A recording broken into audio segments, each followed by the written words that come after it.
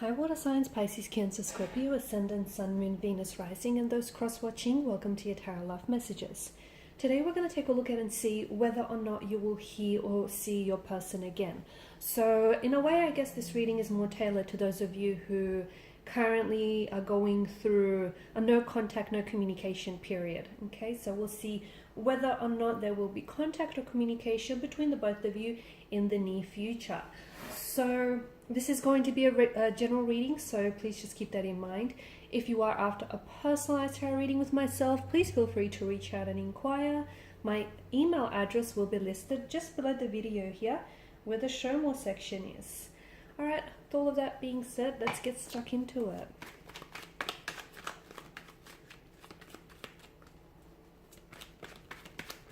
So will you see or hear from them again?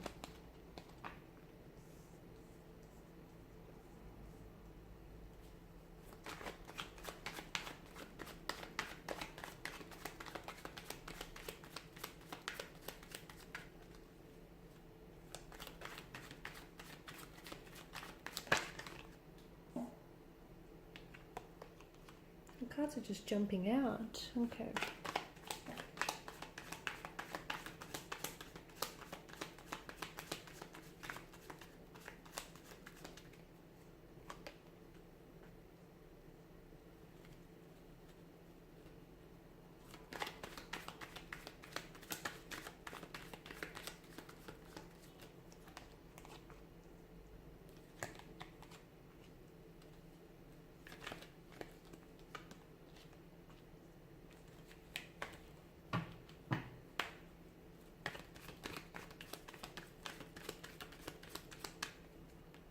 Okay.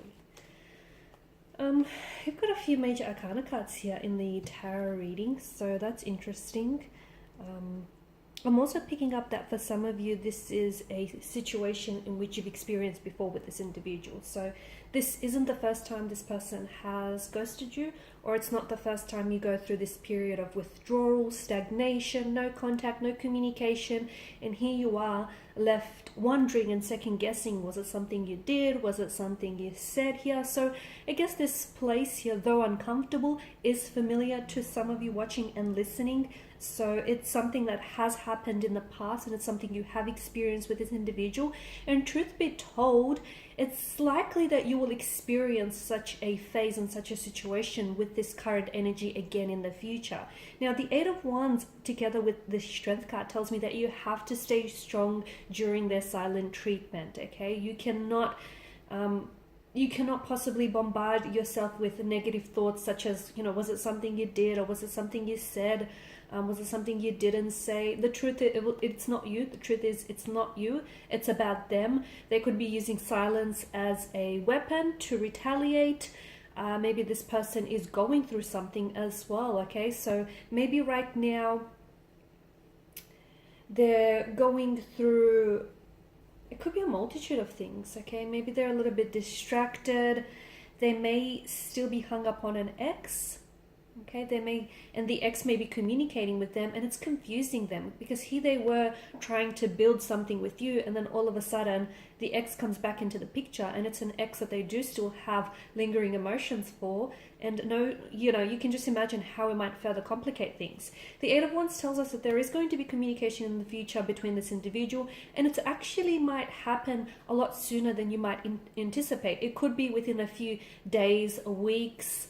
For some of you, it could be a little bit longer than that, so a couple of months from this reading here. I'm also picking up some sort of anniversary date. So for example, if you guys connected, or if you guys met up, or if you went out and had a special date around this time of the year, or if Christmas is very special to you for a reason that has something to do with this individual, then it's very likely that they may reconnect with you around that date or around that time, purely because it does resurface certain memories, and with those memories, emotions come also flooding back into this person.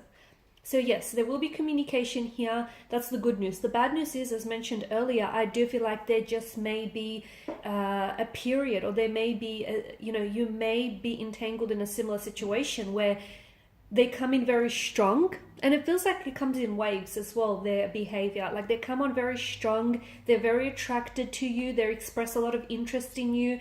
they give you a lot of their time and their energy, and then all of a sudden something happens and then they pull away, which of course leaves you hurt, leaves you feeling wounded. It leaves you questioning, whether it was something you said in the conversation, or whether you offended them, or whether it was something you've done. It's not you, it's them. So I feel like you really have to know that about this person. I see that there is a lot of fear in this person's energy, and it's something that they're wrapped up in. They may fear emotional intimacy. They may fear giving up their freedom and their individuality in exchange for a committed relationship. They may feel as though, okay, they might, if they do settle, they may potentially be missing an opportunity with someone else, or potentially be shutting themselves off from exploring other options. So these are the different thoughts that may consume their mind. Okay, as I've mentioned, be careful, because I do feel like there is going to be some sort of pattern where, as I was saying, they come on really strong and then they pull back and then they withdraw. So there is something a little bit more deeper at stake here. So there is something that's preventing this person from ultimately moving the connection forward, because you take a 2 steps forward and a step back. Okay, so without the connection really getting anywhere. Now with the 4 of Swords, this person has clearly been on your mind a lot. I can see that, and they're clearly dominating a lot of your mental space. You're giving them the space as well to think things over. You're giving them the space. You're considering, things from their perspective, their point of view, and you're also giving them time to collect their thoughts and collect their feelings. But I feel like with you, there is this expectation that you still want them to communicate, because they're weighing heavily on your mind. So in your heart, you feel like it's only right that, they should be thinking about you, I guess. So just because they're not communicating with you, it doesn't necessarily mean that, you don't cross their mind, because you do. Okay, they do think about you. It's just that they don't always seem to communicate to you when they are thinking about you. See, the King of Wands energy, he's bold, he's daring, he's courageous. He's someone who's got that fire going on in his energy. So honestly, I just feel like the King of Wands energy here is encouraging you to take matters into your own hand. So why is it that you're waiting for communication from them? Okay, it may be because you're expecting an apology, or it could be because this person has ghosted you. It could be because you were the last one to have texted them and you're awaiting a reply or response in regards to a question that you presented them with. So look, there could be a reason why you have that expectation and why you're, I guess, in the process of waiting. But for some of you, I feel like the King of Wands energy is encouraging that you initiate the communication, okay? You initiate the communication, you initiate the conversation, even if it is like, a follow-up text, or just something to sort of get the ball rolling. Because the King of Wands is someone who takes control, okay, due to that fire in his energy. So it's a very primal type of energy, right?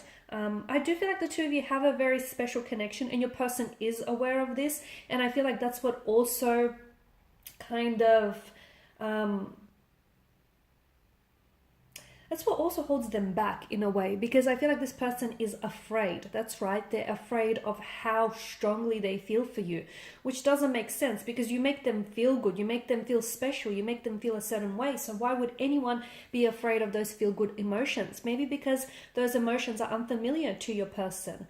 Okay, maybe because this person is really overwhelmed and they don't really know how to process and how to deal with those emotions. Maybe they're afraid because they've never been shown such emotions, and this is really strange and foreign to them. Okay, maybe because this person is so emotionally reserved that they're not ready to explore the connection. So it could be a few things, but I feel like it's very important that you don't just treat the symptoms of this situation.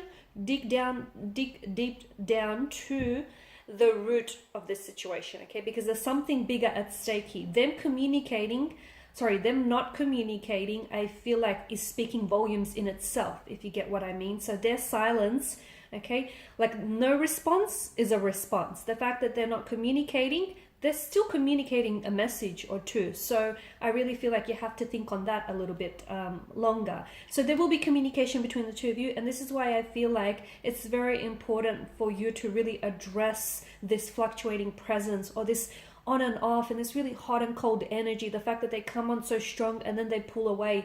So whatever it is that you feel for them, they feel it too. That's the good news here, guys.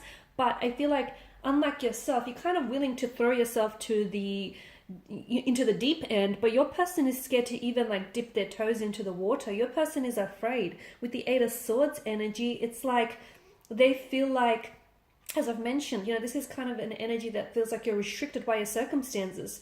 Do they feel like their individuality, do they feel like their freedom and their independence is going to be stripped away if they do enter into a relationship? Or if they do decide to pursue things further with you?